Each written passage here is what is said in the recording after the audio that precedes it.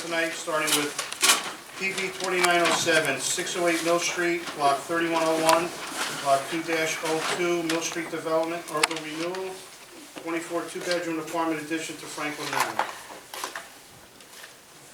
Please call the roll.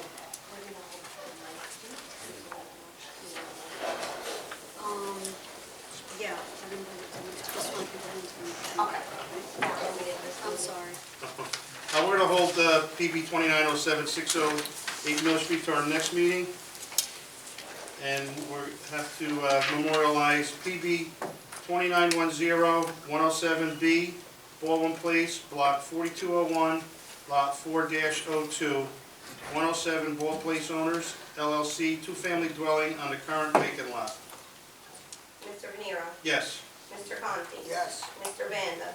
Yes. Mr. Gold. Yes. Mr. Corvo. Yes. Mr. Graziano. Yes. Ms. Guaman. Yes.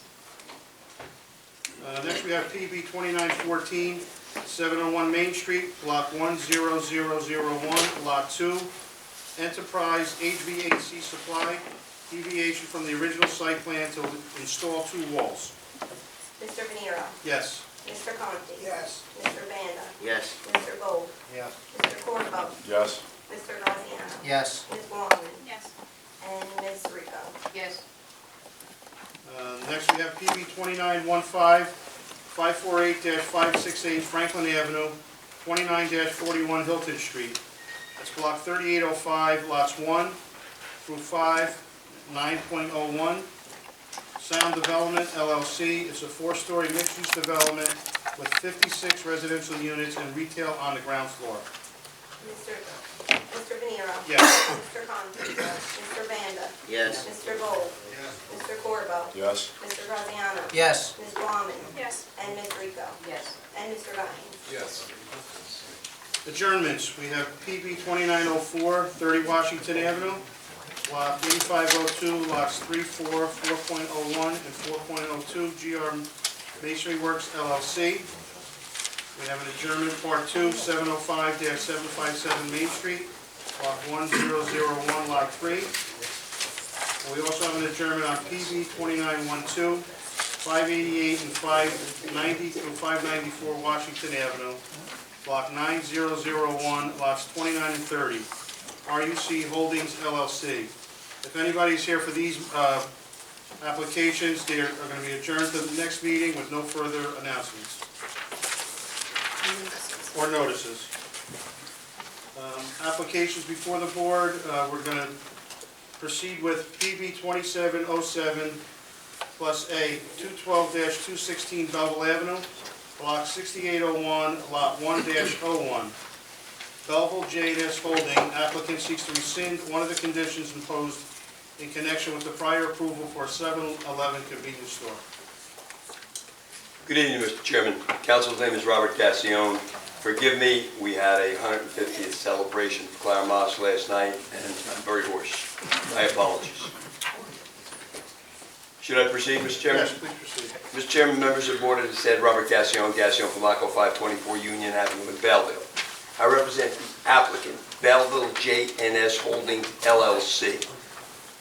They are the owner of the said 212-216 Belleville Avenue. It's an application for a 7-Eleven that was approved in 2017 and amended in 2018. There were conditions contained within that resolution. One condition in particular I'm back to be heard on tonight. That was condition number 4. The planning board hereby requests that the Belleville Municipal Council hire an additional crossing guard who will be assigned to the driveway area of the proposed convenience store during the times when school children are present to ensure the safe utilization of the access driveway. The expenses associated with hiring the additional crossing guard will be paid by the applicant.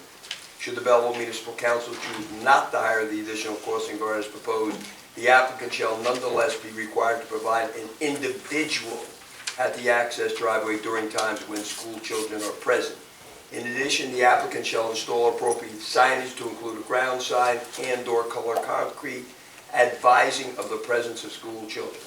The required signage shall be subject to the review and approval of the Belleville Planning Board consulting engineer. Tonight, I have the chief of police here as one of my witnesses. And the reason the chief is here, as you heard, there was a requirement with regard to a school crossing guard. The chief has some reservations about that school crossing guard. And if he does, there then is a problem for my client to try to get a lay person to serve as some sort of guard during the 2 periods of time when children would be in the area. Now remember, the school is down the street. We are on the opposite side of the school. We're not on the same side. In addition, well, strike that. I'm here seeking that condition to be excised. In addition to Chief Minikini, of course, I have the applicant here, and I have the traffic expert who has been involved in this case from the beginning, and that's Callisto Burton. I think it probably would be best if I call the chief first, so he can explain what his position is with regard to this matter. And again, my goal is to excise that condition with regard to having either a town crossing guard or a private person at the driveway at the time when school children might be passing. And again, this is not where we're immediately adjacent to the school. We're down the street, across the street. I'd like to call Chief Minikini. Please raise your right hand, sir. Do you swear to tell the truth, the whole truth, and nothing but the truth to help you God? I do. Thank you. Chief, are you familiar with condition number 4 in the resolution of approval with regard to this 7-Eleven? Yes, sir.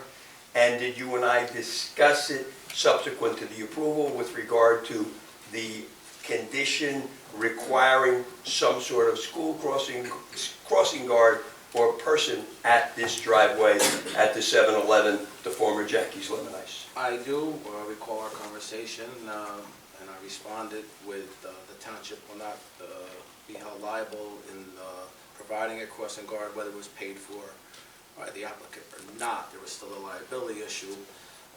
Moreover, I have to include in my humble opinion that I thought it was unnecessary crossing guard position. And are you familiar with numerous other locations in the town where within some distance of the school there is a driveway that children have to pass? Absolutely. There are countless driveway aprons right by the school. Matter of fact, 8th school across the street, there's the Spanish restaurant right across the street for children up by the apron. There's gas stations, numerous gas stations, countless driveways that children are made to cross. Number 7, there's driveways right across the street, is there not? That is correct. Is it your opinion that, strike that. Is there also a crossing guard right at the corner? Yes, there are. Yes, there is. So that crossing guard is there when school is starting or school is ending? And especially, yes, that's correct. I really have no further questions of the chief. I do have an expert witness if that is necessary. All right.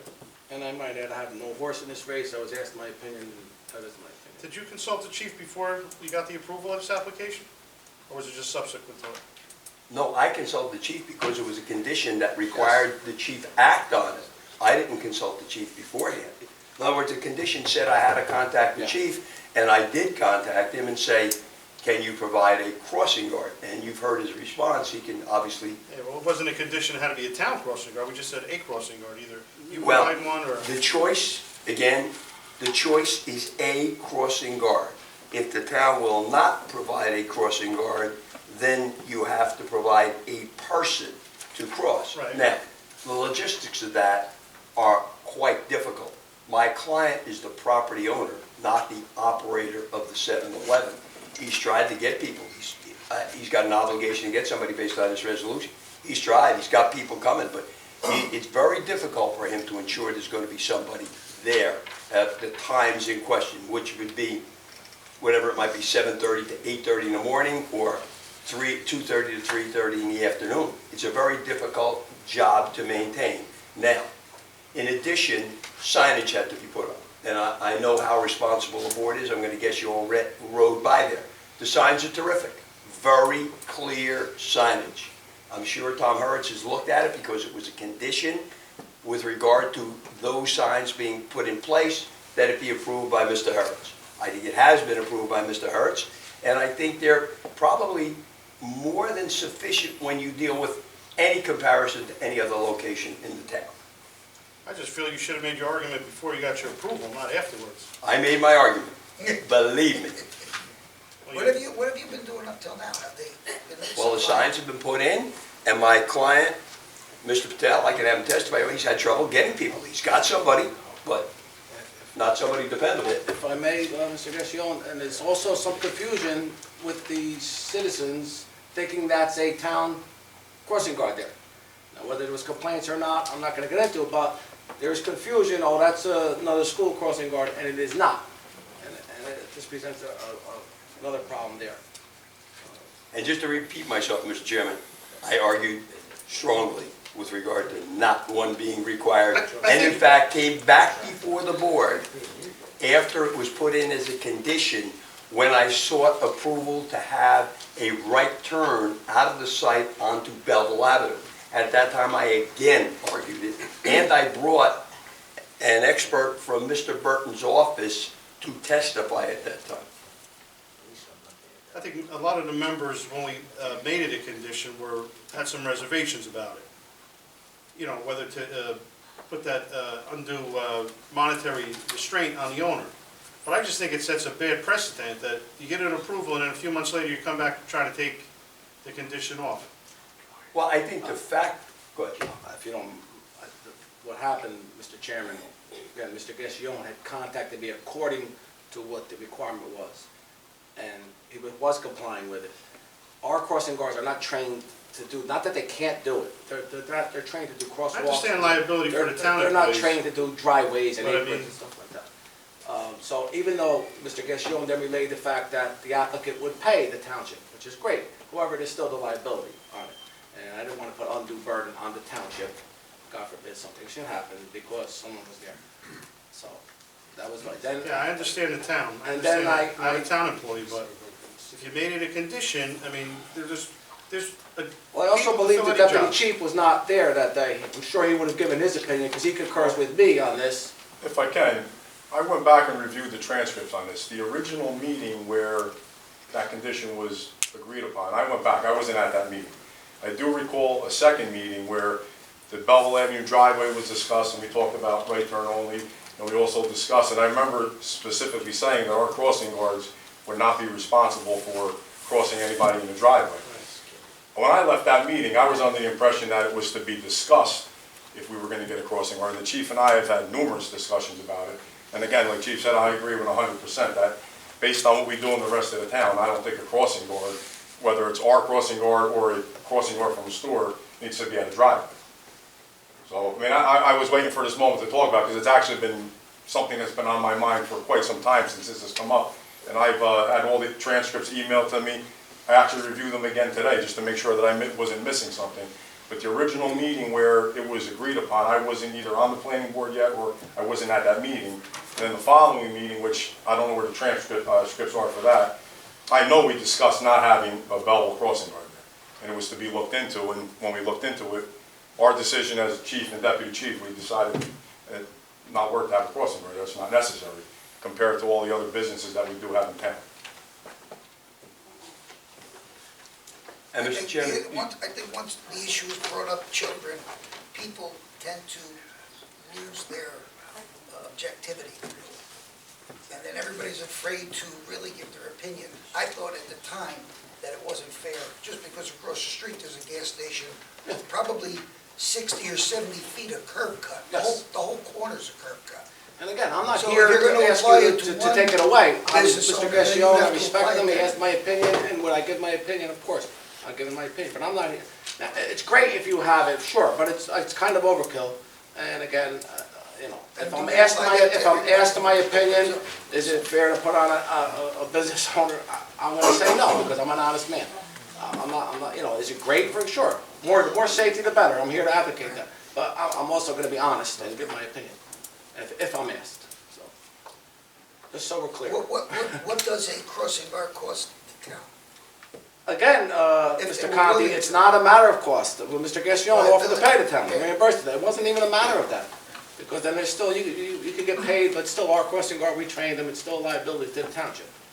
So for a private business, the township will be liable, and it's not, I don't feel it's fair to the taxpayers of the township. And also, you could be setting a precedent that says Yeah. every corner, anywhere proximate to a school, they gotta put you gotta put an ordinance in, they gotta put a crossing guard. I mean, Is there a crossing guard on that corner now? Yes, sir. absolutely. Two, actually two, Mr. Booth. Opposite corners. Yeah, that's Yeah. a big corner. And again, it all sounds great. Again, I'm not here to say, hey, let's take this away. It's not my purpose here. I was asked for my opinion, and had I been on the planning board, which many of you I've been on the planning board with, it's nice to see you again, I would have certainly voted that down, never would have required that. In all fairness, not because I don't think safety is great, because safety, but there's such a thing as overkill. And if I'm being honest, and I'm an honest man, I like to think, I'm not gonna tell you the It was truth. ordered as a condition, and I don't know who originally brought that condition up, so, you know, we weren't in the habit of arguing against conditions that were agreeable at the time. In hindsight, I remember my time on there, I've argued a few times on unreasonable, I'll call it, use that word, unreasonable conditions.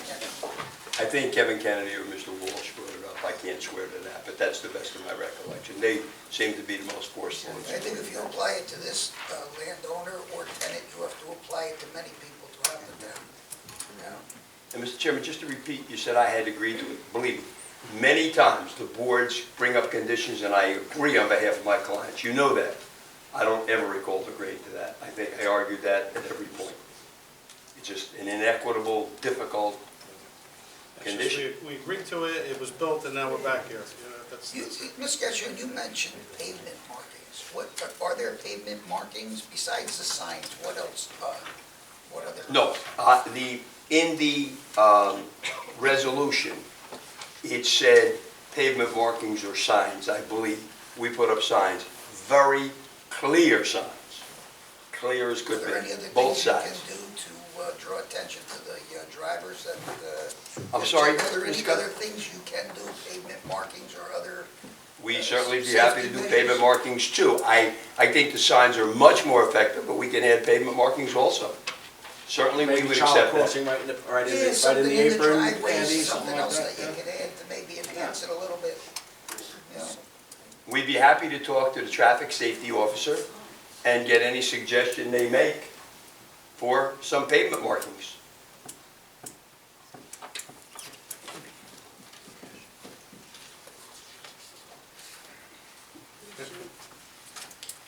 All right, proceed, any other, I do. does anybody in the public, before our chief steps down, does anybody in the public have a question for our chief? Mr. Sheldon? Good evening, Michael Sheldon. I'll postpone my usual rhetoric till later on, but I do have a direct question to ask Chief Minikini. Sure. Does the property owner or does the Belleville Police Department have any video surveillance of that intersection? Mike, I think you'd have to ask we don't, the Belleville Police Department, I can answer for us, but I don't know if the property owner, it shoots out that far there. I would imagine it would, but you'd have to ask that. So the Belleville Police Department, even though it's a major intersection, you don't have any standing video surveillance for that intersection? I don't want to No. compromise any. No, my answer is no. No, all right. The reason I ask that is that I've witnessed, and I'm sure several other community members will confirm this, the exit onto Belleville Avenue is Yes. supposed to be right turn only. Yes. I've seen many cars making left turns. I've also, when I've been stopped at that intersection, southbound on Union Avenue, I've seen cars cut through the parking lot in order to avoid having to make the turn at the intersection to go right through the parking lot to get to Union Avenue. Yep. So that is a highly trafficked intersection in which I'm not gonna kind of the stand here justification. and Right. disagree with you on that. When I first heard of I assumed that would happen with the right turn only. But that's another issue, in my opinion. Again, I'm being honest. I can, not gonna disagree with you on that. I'm sure that does happen with a right turn only. Well, I'm sure it does, but I consider that a separate issue. I was asked my honest opinion on this, and I'm giving it, and I'm giving you my honest opinion. I'm sure people do that. I'm sure people make left turns. If there's going to be any compromise in eliminating a company-provided security guard. And let's be clear, I'm not here to do that. I'm here to give my opinion. I was asked an honest opinion, I'm giving it. I'm not here to say, hey, get rid of it. Right. Well, between the developer, the planning board, and the Belleville Police Department, I think you need to have proper video surveillance at that intersection in one form or the other, so that the Belleville Police Department can do a better job. And you've got signage. That's all in the future, Michael. I don't deny Mr. Mr. Without Gaffney was saying, getting you've into got great detail, signs. that's all on my wish list. Right, but you need to enforce that signage, and the only way to do that is with at Tuesday's council meeting, with the new parking meters, you talked about LPR technology. You need to have something like that in place, in my opinion, And at this intersection. I appreciate your opinion, and again, that's all on the Once- police department's wish list for Once the 2020. Well, maybe the Money talks. 7-Eleven can help bring that about at this intersection. Even- Well, I appreciate you coming to the next council meeting, and when the next time we bring it up in a capital budget, you help us acquire that equipment. Rather than making it dependent upon the municipal budget and taxpayers, perhaps 7-Eleven can help. Again, that's not for me to do. Well, but something that the planning board may want to discuss with the applicant. I appreciate it. Right, because once the word gets out that signage is being strictly enforced and people are getting $200, $300 moving vehicle fines and points on their licenses, very quickly thereafter, you'll see people stop abusing the parking, or Yep. the traffic signage on that site. I agree. That's all I want to say Thank you, right Mr. now. Thank you, thank you. Anybody else in the public have questions of the chief before he steps down? Mr. Gassion, if you'd like to proceed. Yeah. Mr. Burton? Thank you. Do you swear to tell the truth, the whole truth, and nothing but the truth to help you God? Yes, I do. Please state your name. Calisto Burton, C-A-L-I-S-T-O, Burton, B-E-R-T-I-N. Mr. Burton, what's your occupation I'm a professional engineer. and where your office is located? My main office is in Glen Rock, New Jersey. For how long have you been a licensed engineer in the state of New Jersey? A long time. Have you ever been in any associations? Since 1986 or 85. Mr. Chairman, Mr. Burton's been here numerous times. We'll accept your witness as an expert. Mr. Burton, are you familiar with the location of the 7-Eleven in question? Yes, Have you gone out to observe that site? yes, And you've heard the testimony of the chief, you're completely familiar with the history of the case. Can you give the board the benefit of your opinion with regard to what, if anything, is necessary in the way of a crossing guard or a crossing person at this location? well, I can get to the end where I don't believe a crossing guard is needed, and I think we probably said that at the hearing, but again, as Mr. Conti said, you know, the ball was rolling and it was hard to pull back. But in my observation is, the children pass by the site, they walk on both sides of the street. We're on the east side of the street, the school's on the west side of the street. Some children, as they approach the corner, cross to the other side of the street, and then they walk. But kids walk by the site, and the vice versa on the way back. I found a lot of parents walking kids or grandparents walking the children to school. And the morning is a busier time for the 7-Eleven. At 3 o'clock in the afternoon, there's almost nobody there until school lets out. I'll get to that. But it's clear visibility. There's nothing to block the view. It's a small parking lot. There's only 10 parking spaces. You could see everything. Someone would have to be a real idiot to go out onto that busy street and interfere with children or any pedestrians crossing the driveway. And there's plenty of idiots, but I'm just saying you have to be, you know, totally oblivious to what's around you. In the afternoon, at 3 o'clock, you know, the school, that parking lot's nearly empty. It gets busier when school lets out. I don't know, it's at 3:15 or 3:20 as the kids pass by. A lot of the customers, actually most of the customers, are from the school.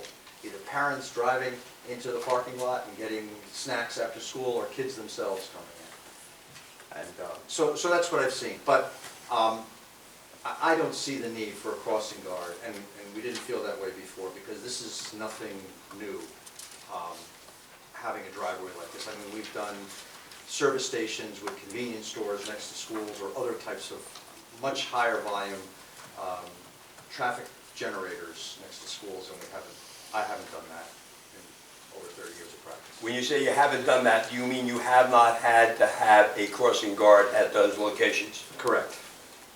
And are you familiar with the fact that the driveway that fronts on Union Avenue has been there for in excess of 50 years? Oh, yes, yes, it was there for the prior Rita's Ice or whatever it was.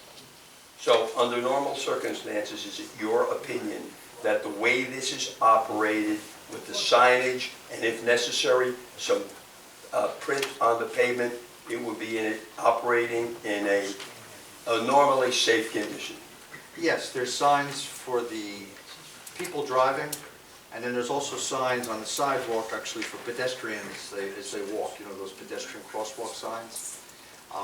Actually, the site is really too small for all these signs to be effective, because if the sign's on the exit side of the driveway, say on Union Avenue on the north side, and you're coming from the south, you don't even see the sign until you're at the intersection. But there's plenty of signs. We could stripe some additional stop bars or something like that, or crosswalk symbol across the driveway which warns pedestrians like you have a crosswalk across the street. We could do that. And if anyone were to be cutting from one driveway to the other to avoid a traffic light, is that an absolutely harmful but normal practice? For example, on the corner of Bloomfield Ave and Route 23 in Verona, do people use that as a shortcut all the time? You mean the Exxon station? Yes. We designed that too, yes.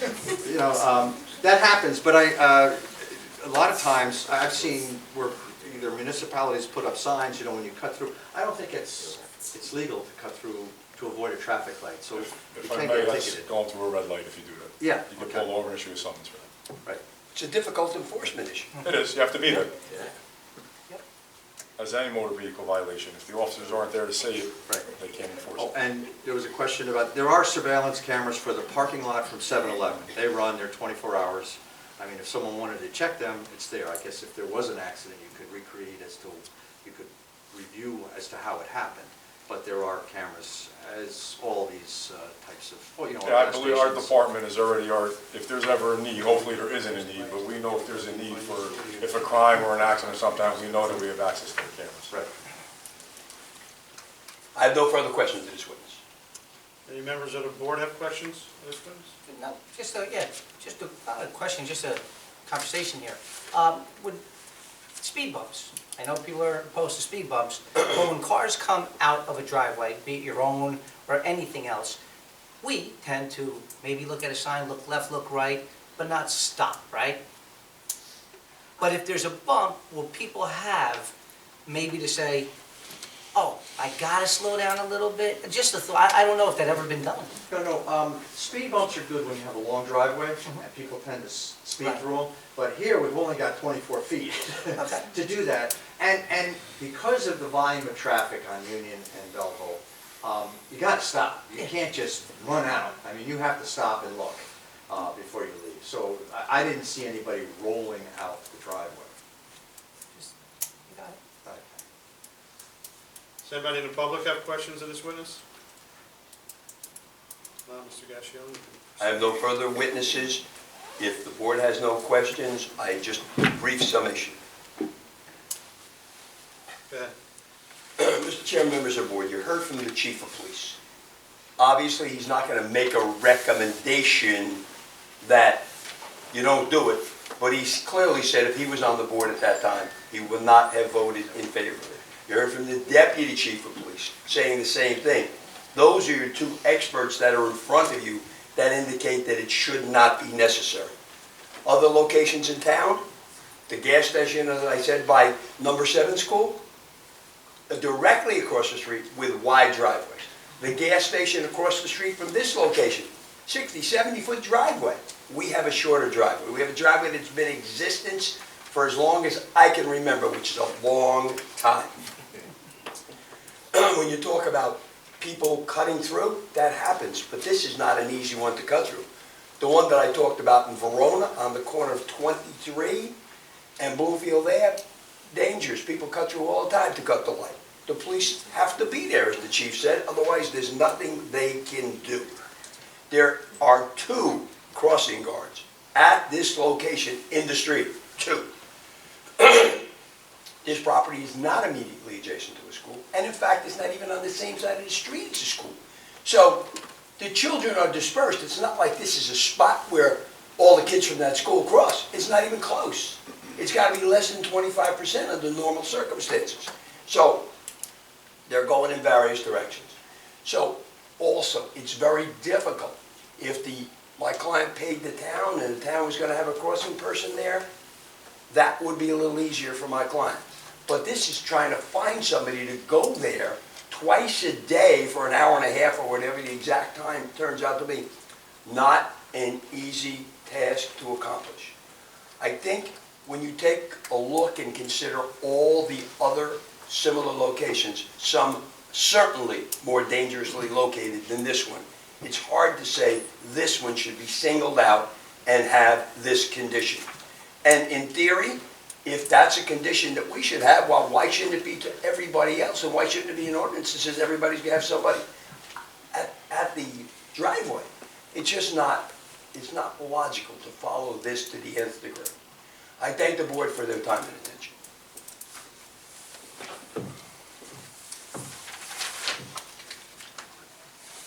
I guess if a member would like to make a motion to rescind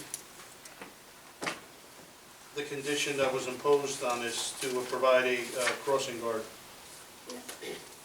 I'll make a motion. Second. Please call the roll. Mr. Veneros. Yes. Mr. Conklin. Yes. Mr. Lambert. Yes. Mr. Bowles. Yes. Mr. Cordova. Yes. Mr. Graziano. Yes. Ms. Kwan. Yes. Ms. Rico. Yes. And Mr. Guines. Yes. Thank you for your time and attention. Next up, we have PB 2808, 675 Main Street, Block 9103, Lot 1, 107 Bridge Acquisitions LLC. The applicant is seeking preliminary and final major site plan approval for the development of a warehouse.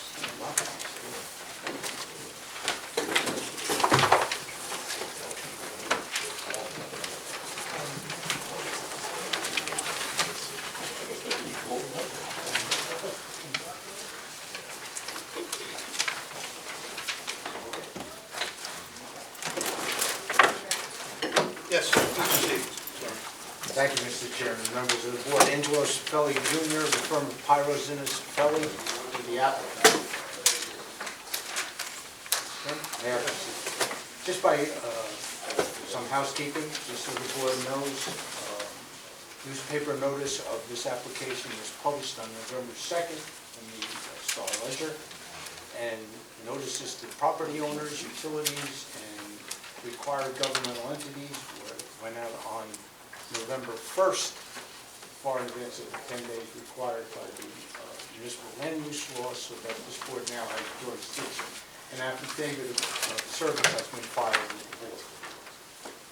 Mr. Chairman, as I think the board is well aware, this is an unusual situation in that this is actually the third reiteration of this application.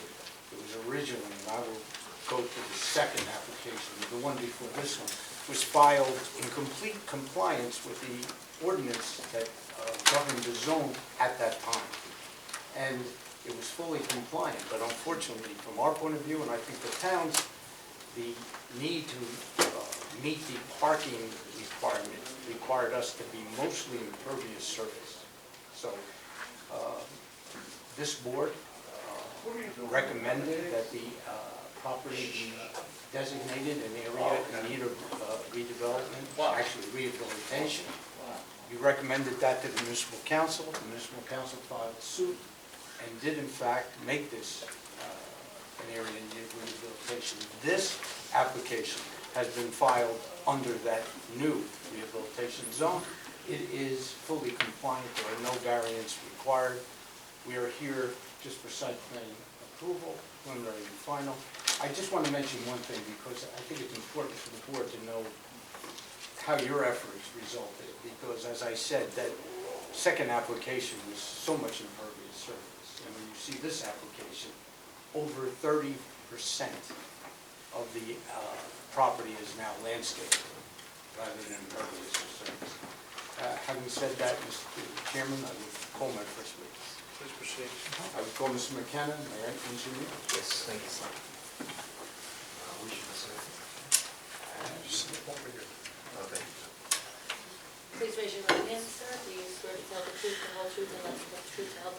I do. Thank you. Please state your name and spell your last name. R. Michael McKenna, that's McKenna.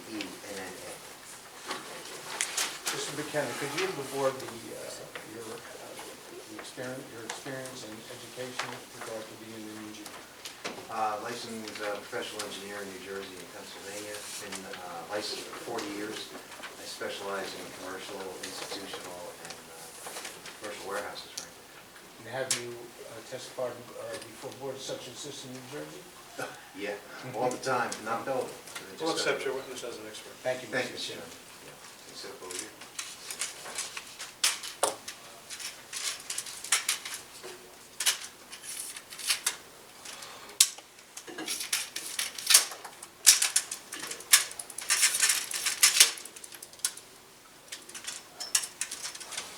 Let's see what we do.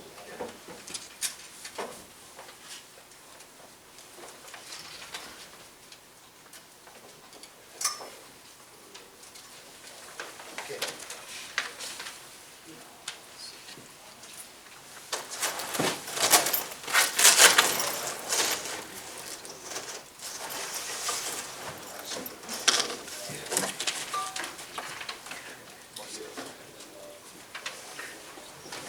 I'm up.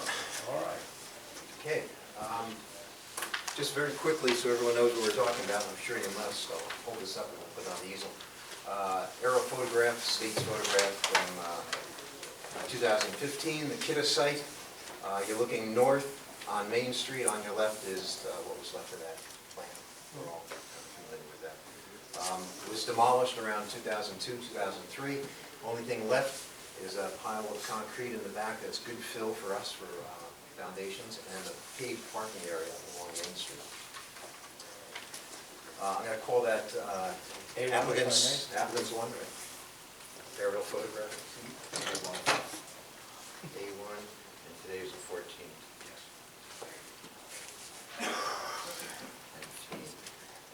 So noted. A2 is going to be a similar scale, aerial photograph around the perimeter, but our proposed plan now shown. This will be applicant's 2. It's a 1/8 equals 50 feet scale plan, and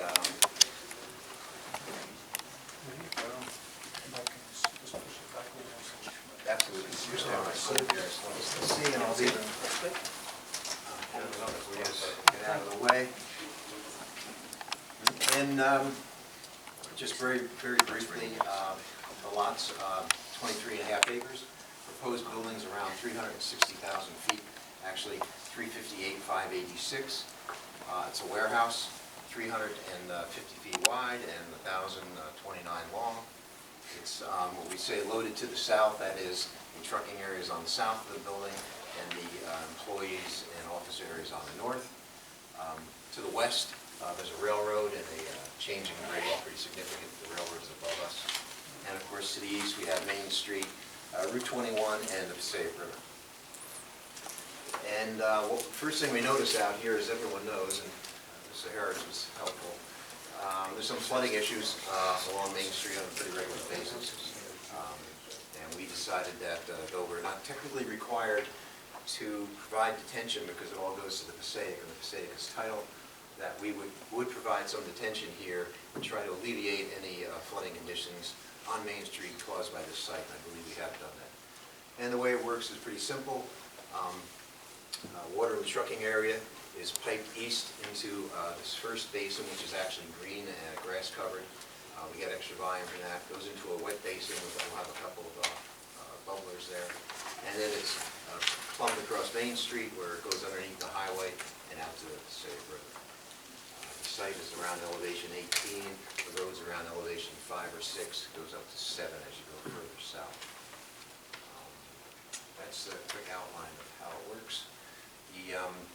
The driveways had come up in a conversation with the planner. We explained to her that they are in and out and have to do with the circulation of the trucks, how the trucks can come out. We'll just briefly show you. So they come out and head south on Main Street. They can also head north on Main Street from the southerly exit. Trucks coming in will use a one-way in to make a left turn off of Main. This gives them some stacking distance between the trucks that are coming out. And also allows for right-hand turn in off of Main. On the very top of the drawing, we have the driveway, which is the same driveway that was there when Kidde operated the space. This is for cars only, employees parking in the front.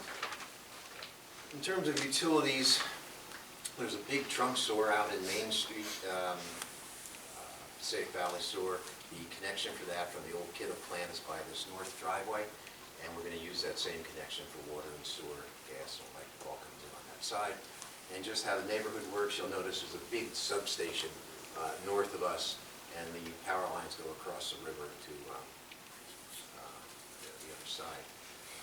Some of that power is brought down Main Street. There's a double high voltage three-phase system coming down Main Street, and that did part of our consideration of how to put the driveways in and avoid all those high tension lines. And then along the south, along Roosevelt Avenue, we have kind of a mixed use. Some of it is auto body shops, car repair, and a few occasional homes still there. And we've noticed which lots are the homes, and we put extra landscaping between us and them. The new ordinance that was passed required a 25-foot buffer. We have a 25-foot buffer. It's actually 27, because one of these houses down by Kidde Place, I'll just point it out, is actually has a 2-foot intrusion into the subject property. And so it's 25 feet right there at Kidde Place, 27 feet under the walls. And that's the basic bones of it, Mr. Scott. Mr. McKenna, were you in receipt of a engineering report from the Township of Belleville that was dated November 8, 2019? Yes. And have you reviewed that? Yes, we have, yes. And is it your intention, as per your discussion with the Township engineer, that you will meet with him and Absolutely. He was looking for some additional information on the drainage calcs, which we have. There's no issues, design issues there at all. And we had no problems with Mr. Hurt's comments. thank you. Great. Now, we also, if I may, Mr. Chairman, what I'd like to do, we're in receipt of 2 reports from the planner, the board's planner. One was dated November 2nd, and one we just got today, November 14th. What I would like to do, if it's okay with the board, is only address those parts of the report which we feel we have to discuss because it's either a waiver or we think that the recommendation is not the best interest. Other than that, we'll comply. Okay? Great.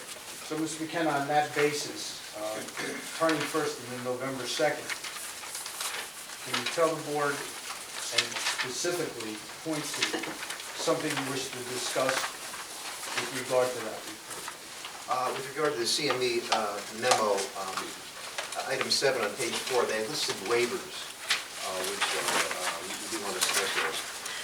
And the very first waiver is parking space size. The town ordinance is 8.5 by 19, and we're proposing 9, a little wider by 18, which is typical pretty much everywhere, and definitely typical for employee parking, where you park your car and you go inside and you're done for 8 hours. It's not like it's retail or anything. It just turns out by coincidence that the 8.5 by 19 in the ordinance and the 9 by 18 that we propose have the same square footage. There's no real net difference in paving requirements. So we're not chasing it for that. It's just that it makes more sense to have it wider and not quite so long. I'd also point out that the parking on the north side for car parking has a grass area between the building and the edge of the parking lot. So if anybody with the rare guy has a really big truck, the overhang will work out just fine. There's not an issue with that. The second thing we just wanted to mention is planner mentions that we're within 10 feet of the property line with our 2 driveways. And I'll point them out again. We have a driveway on the north side, which is the existing driveway. And you can see it has a really odd angle, not quite 90, and that's how the property lines work. We have a second driveway on the south side, which is also existing, and we place our driveway in the exact same location of the 2 previously existing ones. They're really required to get the truck turning movements out of the site. And up here on the top, on the north side is for car movements only. We come in as a courtesy, make the right turn in. And there were pre-existing conditions. We wanted to stay there, particularly on the north side. All the utilities are out in that driveway, and moving them around problematic for us. The third item we just wanted to discuss is back to the driveway. She mentions a couple of times about eliminating a driveway, but I explained on the phone today that there's really only, this in and out is considered one driveway, and our traffic engineer, Joe Steiger, will expand that out if you would like. And we have the second one up here for the cars. And it's really not possible to eliminate these two driveways because the in and out movements for these large trucks are 53-foot trailers. The cabs can be, the sleeper box could be 25, 27 feet more. You really need to separate these two movements in order to get these turned in and get the proper radiuses between the telephone poles. So that's the logic of that. And the fourth comment, D for her, she mentioned she wanted sidewalks from the street, on Main Street, up to the building. And I guess we didn't pay a lot of attention to that because we assumed that the handicapped individual would drive up and use our parking spaces, but certainly a reasonable request. So our next revision will be to add sidewalk here on the office on the northeast side back to Main Street. It'll require stairs though. There's a change in elevation there at 10 or 12 feet. Mr. McKenna, not to interrupt, but I just want to make clear for the record, so we will be complying with that. So Absolutely, We will not yes. require a waiver. That's not a waiver, D. Thank you. We can comply with that.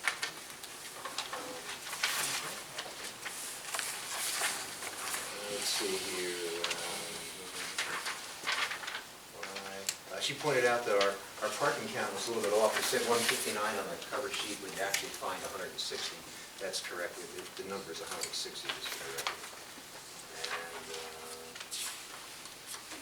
had some question about, we're using Kidde Place as the previous users had as an emergency in and out. There'll be a knock box on there for the police. It's not to be used on any regular basis, strictly emergency use. Probably never get used.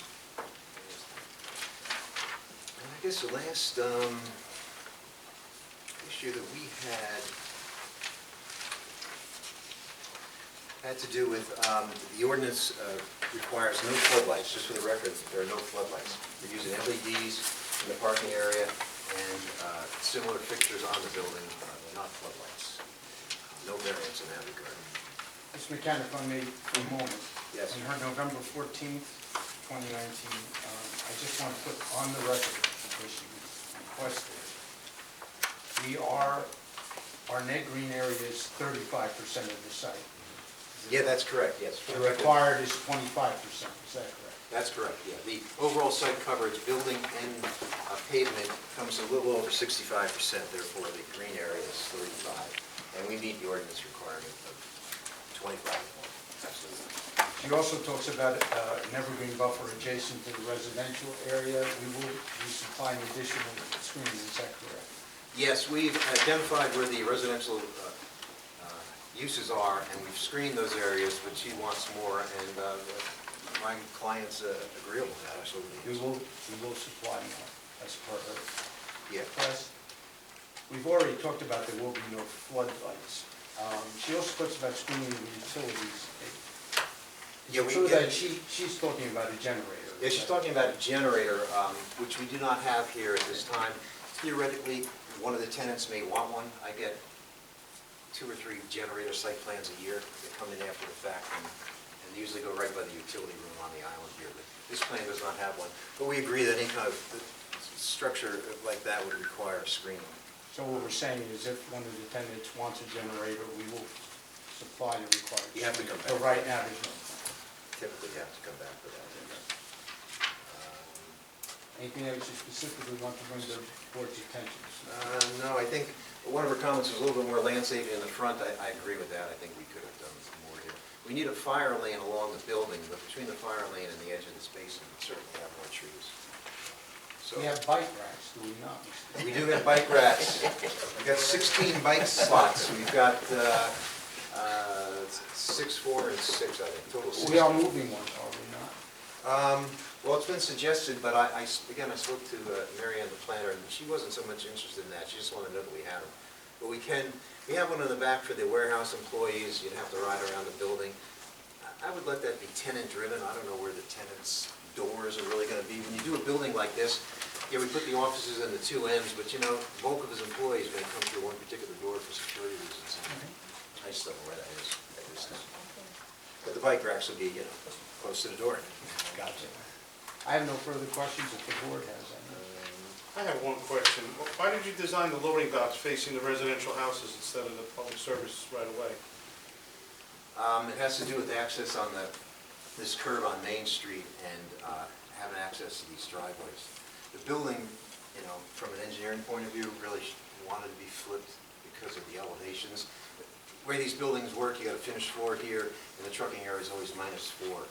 And it has to do with more about traffic and access to the road. Were Earthwork you balance and civil able engineering. to change curb cuts or relocate the driveways?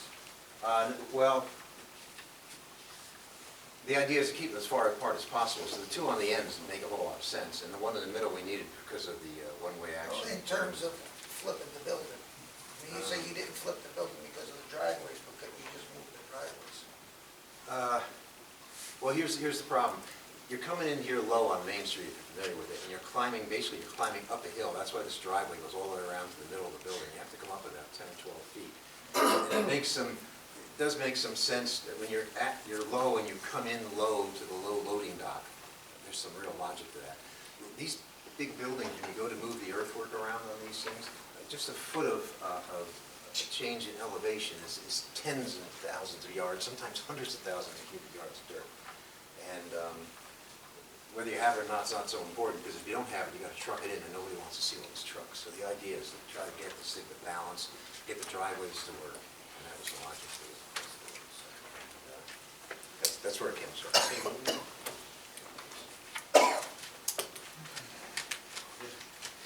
Any other members? Board have questions? I have one. Lawrence? She wanted a sidewalk, the planner wanted a sidewalk from the office building back out to Main Street, right? Correct. And you said it's gonna have to have stairs. Was that supposed to be ADA compliant? Well, no, our thought is the ADA, you drive up there and you park here at the handicap parking station in the building. Well, why does she want a sidewalk there? Just connectivity. I didn't put one on, but we're not opposed to it either. And you could be, in theory, you could be walking around here. You can go out for lunch and go walk down the street. There's no harm in it. But they would have to actually walk through the driveway to get all the way back out to Main Street if they were going for something for lunch, right? Well, with this stairway, you can walk along the face of the building and come down. But I'm not sure where you go for lunch around here. It's a long hike. You've got a car, you go. Get over. Yeah, that too. The Uber's gonna come get you, so that won't cut it. Any other board members have questions? Is this designed for just two separate users, or can it be subdivided into more? Do you have an end user yet? Is that? They do not have an end user. A building this size, typically, you'd be thinking about cutting in half. Yeah, it's possible. Is it one type? Or is that a question I should be asking someone else? Type meaning, it's a warehouse, could be anything in there, really. Yeah, flex space could be office space, it could be. Yeah, it's not really flex space. Flex space would imply the local plumber or the electrician, and you needed some storage, and it's got a couple of employees. No, this is different. This is bulk storage. Anybody in the public have questions for this witness? Mr. Sheldon? Good evening, Michael Sheldon, 47 Floyd Street. Since your building has such a tremendous roof area, about, 8 acres, are there any plans to incorporate solar? I wouldn't say at this time, I'm not aware of that, but I can tell you that of all the warehouses I've done, and there's probably about 60 of them, about 50 of those 60 have solar on top. Originally, when solar became popular, it was a big problem. The warehouse roofs weren't designed for it, but that's changed. So I'm sure, I think that, I almost guarantee the answer to that is yes. All right. But your rooftop as designed would accommodate solar, you wouldn't have to? Well, I would leave that for the architect without beefing it up, but that's the intent, yeah. All right. Maybe he addressed Very that one. popular down in, I do a lot of work in Mercer County. Everyone, you look at an aerial, everyone's got solar on the roof. The other question I had, since there's obviously going to be a tremendous amount of truck traffic in and out of your complex, which currently is going to involve Main Street, is there any chance with some cooperation with the state to have a dedicated connection directly to Route 21? In other words, to go over Main Street and not cause any potential traffic problems for local residents during the daytime when so many trucks are needing to get in and out of this complex. I'd let Mr. Steiger, our traffic guy, hit that, but my experience with the state DOT is I not like, realize that could be a whole not like. bailiwick in itself, but I would just like that addressed later on tonight if there's any chance. It's logical, that's why I did that much of it. All right, thank you. Any other members of the public have questions for this witness? Not, please proceed. My architect.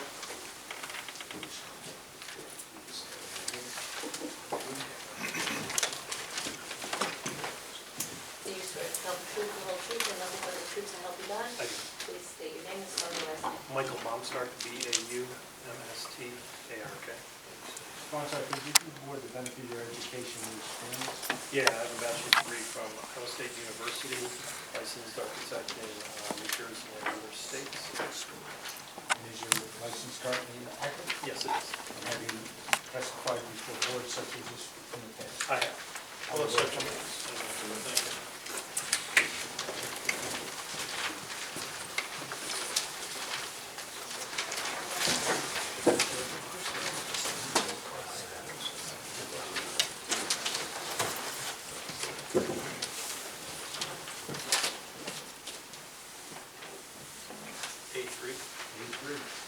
A3 will be exterior elevations with the materials.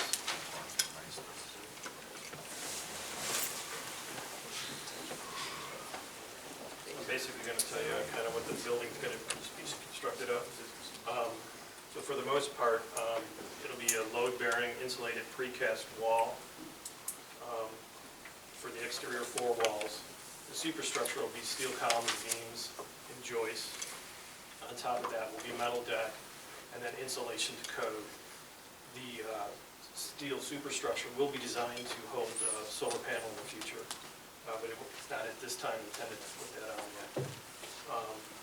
Throughout the four walls, we have four colors, three types of grays, from a light to a dark, and then a blue accent color. And we've kind of done that throughout, highlighting the corners. We're going to pull up exhibit A4, which is all four sides of the exterior elevation.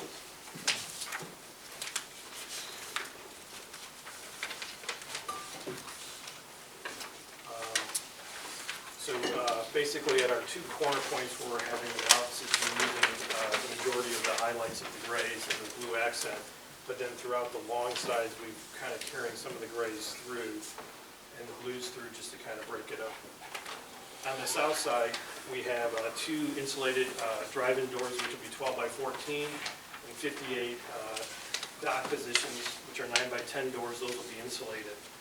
Throughout the four sides, we put insulated man doors, and those are actually to code so that there's egress for the fire department and employees. Throughout, we band, and you can't see, but they're in the blue band here, clear story windows. They're like 3 by 6, and that brings in some natural light into the warehouse and so forth. And I'm going to bring up page 5, which basically is highlighting one of the corners.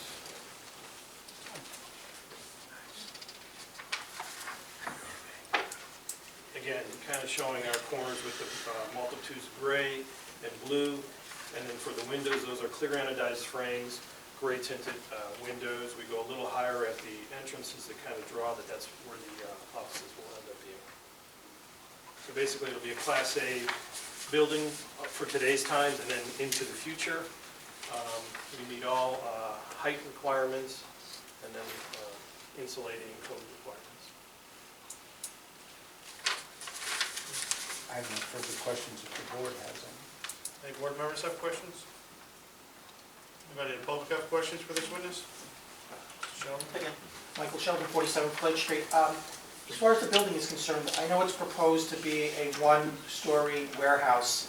You mentioned earlier that the walls are load-bearing and that the interior structure is going to be steel. Would it be possible to, down the road, add additional floors, levels to this building?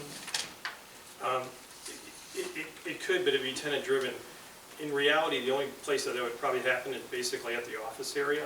It most likely won't happen in the warehouse because that'll be racking or some type of manufacturing or light assembly happening there. But it is technically possible that, depending on who owns the property and what their wishes are, they could add additional floors to this building. It's going to be, the base floor is strong enough to be able to support the load from additional floors if, It would not go higher than what it is. It would have to be, it would all be internally done. internal, all right. But it would have to be to code too with car parking and so forth, so it would have to meet all those requirements too. If I may, Mr. Chairman, just for the record, we're at the, just below the height that's allowed, so if we, even if we could, and we don't, but to go up higher, we would need a variance for that. We'd have to come What is the back. height of the building? I didn't It's catch. 49, 5. 49.5. 50 feet. And that's at the Yeah, parapet. just short and of the main 50. building is 2 feet. All right, thank you. Any other members of the public have questions? If not, proceed. I'd like to bring up Mr. Steiger.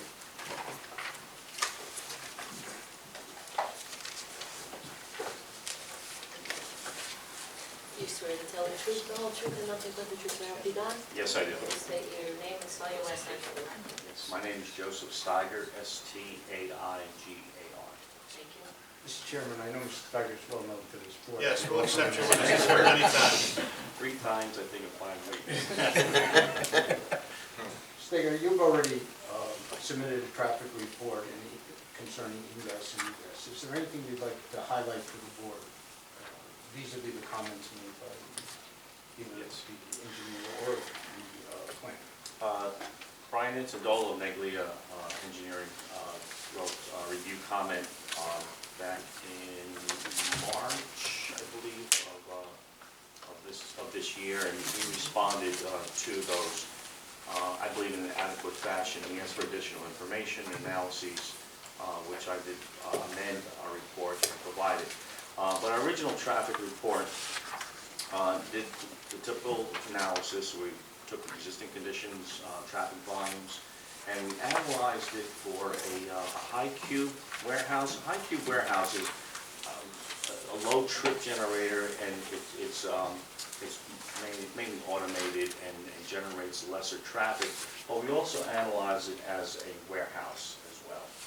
And we took the traffic volumes and we superimposed those proposed traffic volumes from the warehouse, the higher rate, onto the roadway network. We analyzed Main Street all the way from Terry Street, where there's access to 21, all the way up to East Center Street. So we analyzed Little Street, we analyzed Roosevelt Avenue as well.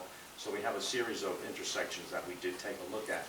There's no degradation. The bottom line is that there's no degradation in the levels of service with our traffic when you compare it to without our development. So we remain within the acceptable levels of service at those intersections with no degradation with or without our project.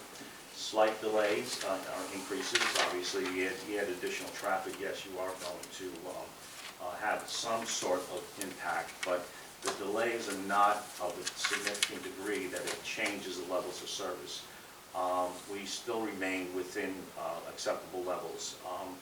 Terry Street, I think, operates in the PM peak hour level of service E for the signalization at that intersection.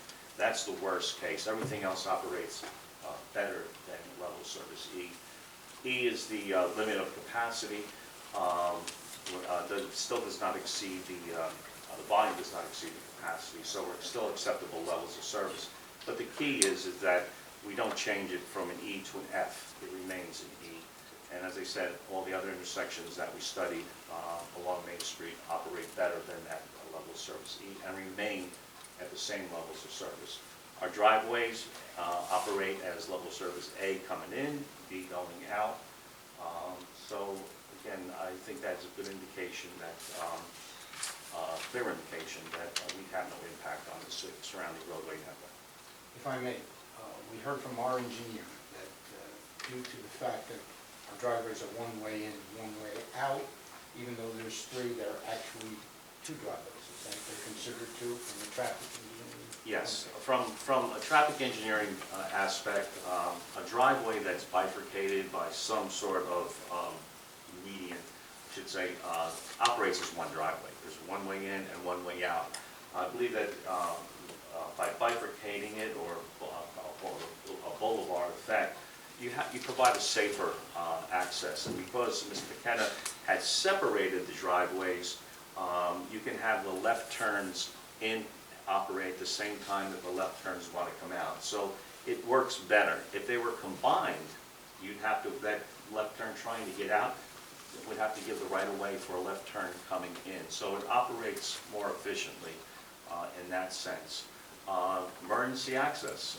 If that two-way driveway were to be blocked for some reason, accident or whatever, you'd probably lock out any type of emergency access. With the bifurcated or boulevard driveway, you'll always have one open all the time. So there are some safety aspects, benefits, as well as an increase in efficiency to the driveway.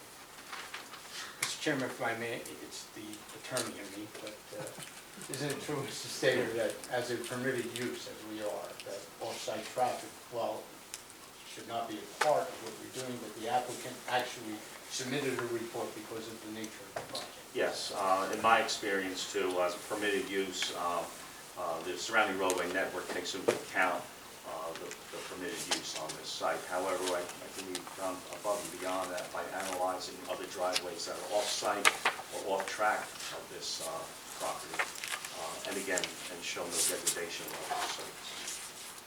I have no further. Yeah, question.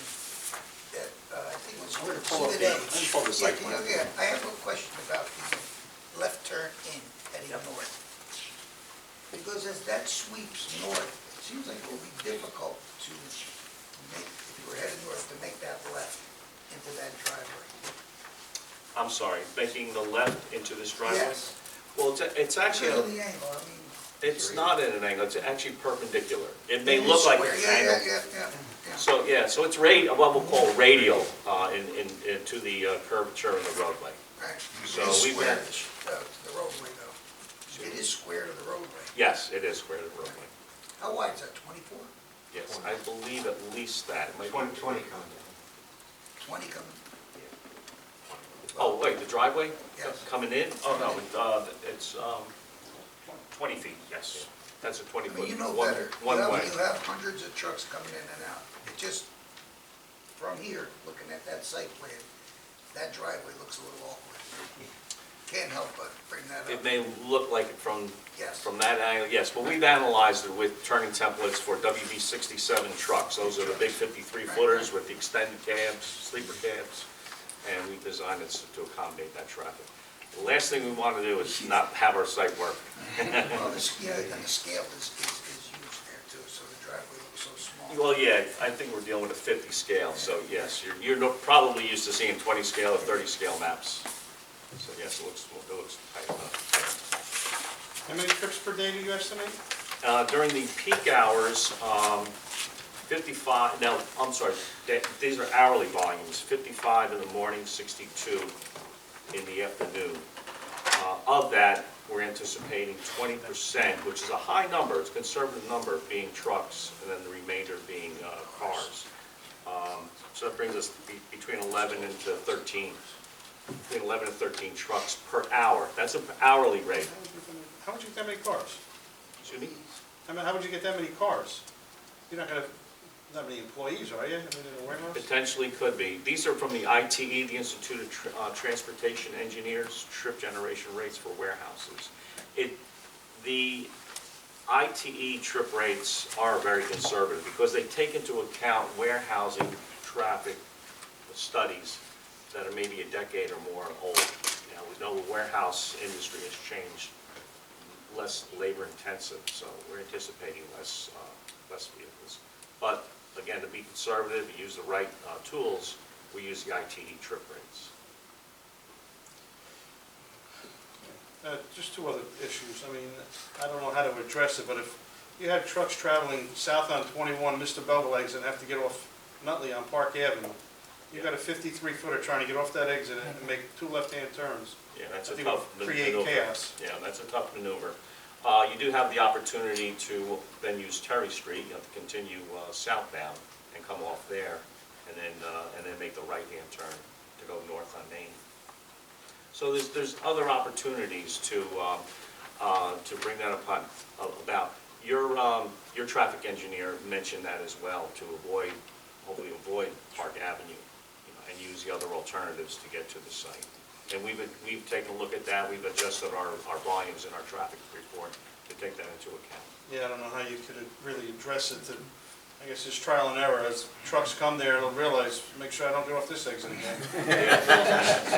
Well, that was a part of my question. If the end user, since we don't have one, say we can't find an end user, but maybe they do find it difficult to get there, does this redevelopment plan only allow for warehouse space, or does it allow for other business uses? Well, there are other permitted uses in the plan. That was the question. I haven't found it, so I might as well just ask. I don't have the plan in front of me, but I can tell you there's other permitted uses. If you give me a minute, I can tell you. Yeah, I was gonna say, is it like the Valley Business District 2 that we have now that allows almost any business use in there? I mean, would it be fair? Would it be fair or unfair to make it so that it can be like that? Or do they, if they can't find the end user, do they have to come back again to us to try to get a different user in? Well, if we were, and I don't want to step on Rose's territory, but if we were to want a tenant that was not a permitted use, we'd have to be to the zoning board. We wouldn't even be back here. We would require. Or to the zoning board, and I'd like to make it as easy as possible for them to fill this space up. It's a big space, and if anything were to happen with the warehouse space, they couldn't get it for whatever reason, it'd be nice to know. From the plan itself, if I may, principal uses that are permitted are warehousing, assembly and packaging, offices, governmental uses, I don't know how much of them, railroad and light rail rights-of-way. Those are the only permitted uses. Anything else would require a use variance. It's light. It's a little, you know. Thank you. Did you want to say something? No, sir, I'm Steve Gottlieb. I'm filling in for Mary Ann Oh, okay. tonight, and I just was trying to help you with Thank you, I appreciate the permitted uses. Gotcha. Any questions from the public at this time for this witness, Mr. Sheldon? Good evening, Michael Sheldon again, 47 Floyd Street. Since the intersection of Little Street and Main Street is likely to be predominantly affected by this project, there's no existing traffic light at that intersection. Those of us who live in Belleville know it most of the day, how difficult it is to get across that intersection, especially if you're going east along Little Street to get to Route 21. Are there any plans to put a traffic light on at that intersection in order to better control the traffic flow and improve safety? Well, we don't impact that intersection by any significant degree. Most of our traffic will be through traffic. You may get a few employees that live in the neighborhood that may traverse through that intersection, but our truck traffic is not going to be turning movements at that intersection. Just looking quickly at the volumes at that intersection, I don't believe it would meet what's called the MUTCD warrants for a traffic signal at that location. It operates fairly well from what we have.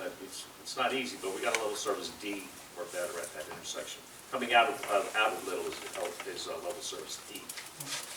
I just know from personal experience, when you proceed down Little Street in order to get to Route 21, especially early morning, late afternoon, you can wait a few minutes to get across Main Street in order to get to Route 21. Now you add into this mix the trucks coming from your complex. I assume most of the trucks. I guess he said that there's no plans for a light.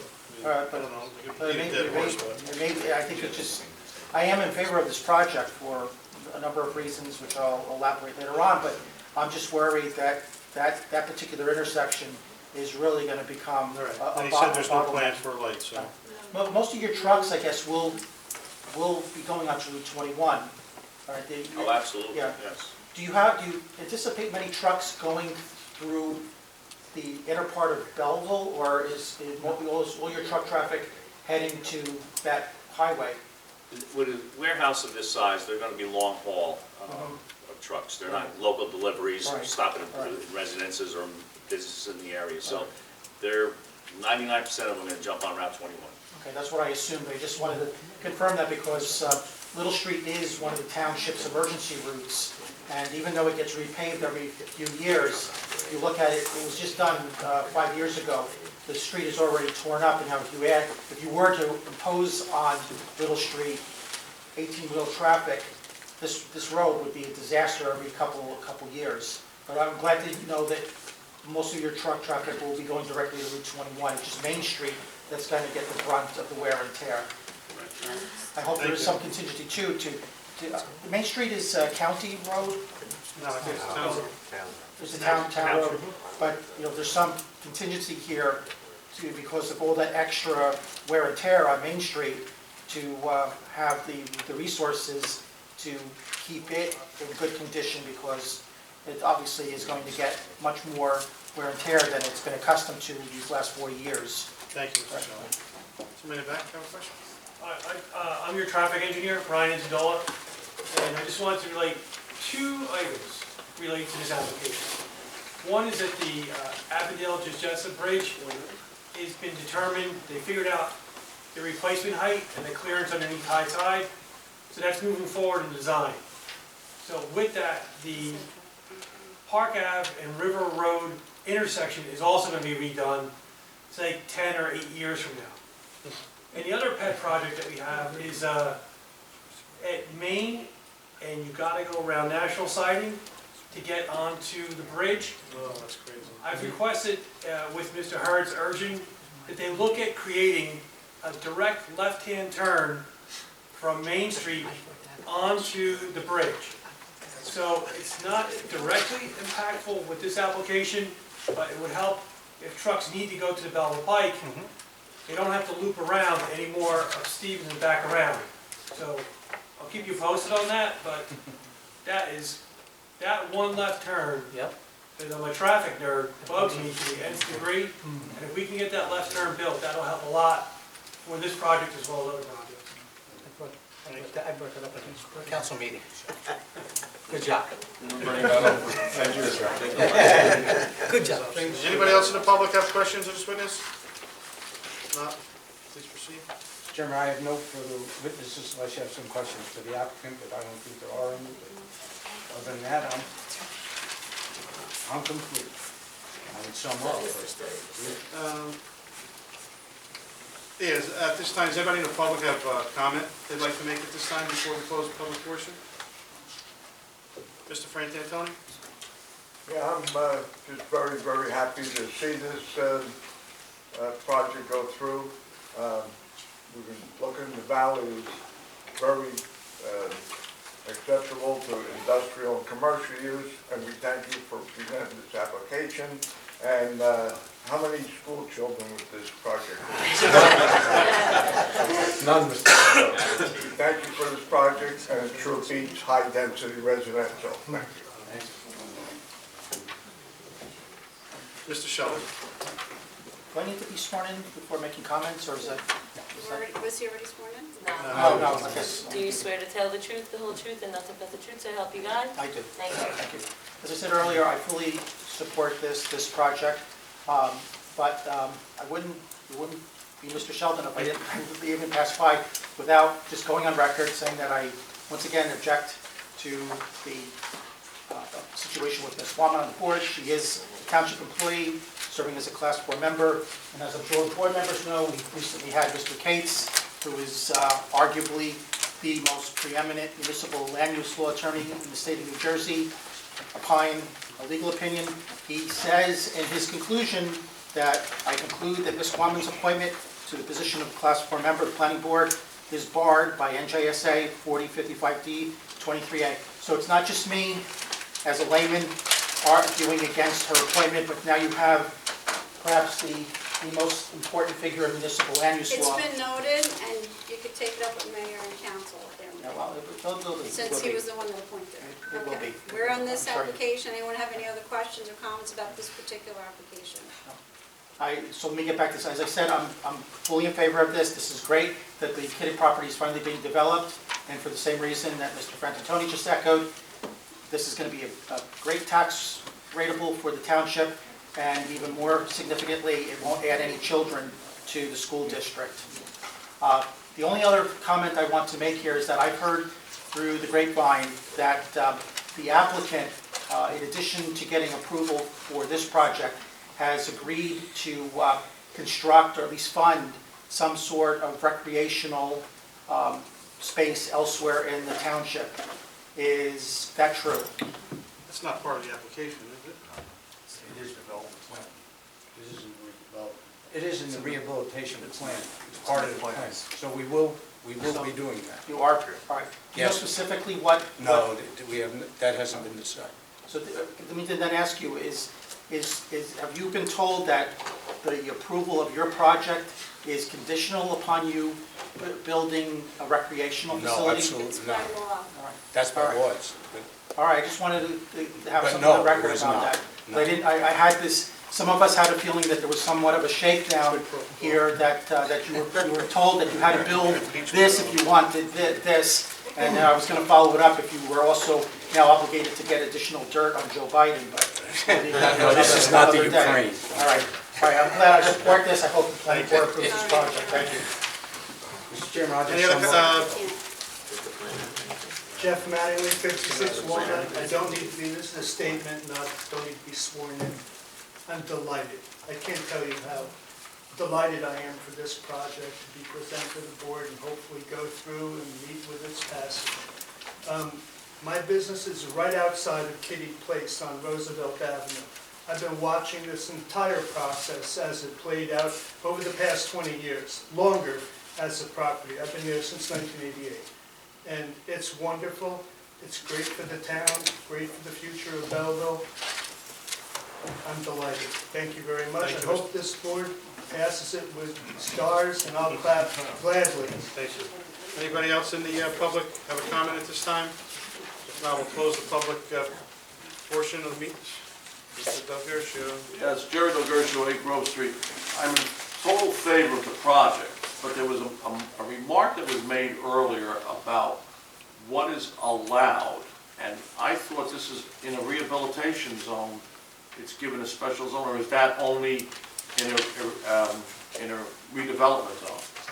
Same thing. It's just about the same So the thing. zoning board wouldn't be involved in anything, correct? Theoretically, I only said that if there was a tenant who Yeah. wanted a use that was not permitted. But what I'm saying is permitted uses are only what's in the agreement. No, there's a plan though. I'm talking about That's the- what I'm saying, the plan. Right. The plan is unique from our zoning law. It doesn't have anything to do with our zoning law. Exactly, It's what's been agreed to, correct? exactly. Yes. And because of that, the zoning board is not involved. It would have to come back before the board to change the rehabilitation It zone. would have to go back to council. Council, Jeff. It would have to go back to the council. Maybe it says it in the Yes, plan. but I mean, before it goes to the council, it would come here, wouldn't it? No, Doesn't it come here first, then go to the council? If they're amending the plan, he's talking. Yes, about that's what I'm amending talking about. yeah. You're amending the plan. Oh, yeah, if they amend the plan, It yes. spells it out in the redevelopment plan, Huh, Jeff. so the zoning board isn't involved at all? No. That's what I You can thought. relax. No, that's what I thought. If it comes before you, it's- If nobody else in the public has a comment, we're going to close the public portion. Do you have a summation or your own? I would really just want to take an opportunity to thank the board, because this board took the initiative, really, here, to go forward with this rehabilitation and enabled my client, the applicant, to present an application, which you've heard from the public is really welcome, and this board really had almost all to do with that. I want to thank you for that. Other than that, Thank you. I have no comment. At this time, would someone like to make a motion to approve this project with, I guess, the acceptance of Mr. Harris' report and the CME Associates report? Do they have anything to say or no? See me? Planners, they No, have yeah, anything it's to their say? whole report, just adopted. No, I think they've covered Okay. everything. So everything in the reports, Mr. Harris and the CME's Associates, someone like to make a motion? I'll make a motion. Second. Please call the roll. Mr. Venero. Yes. Mr. Conti. Yes. Mr. Banda. Yes. Mr. Bold. Yes. Mr. Corvo. Yes. Mr. Graziano. Yes. Ms. Walman. Yes. Ms. Rico. Yes. And Mr. Guy. Yes. Thank you, Mr. Chairman, thank you, board members. Someone like to make a motion to adjourn the meeting? Make a motion. Second.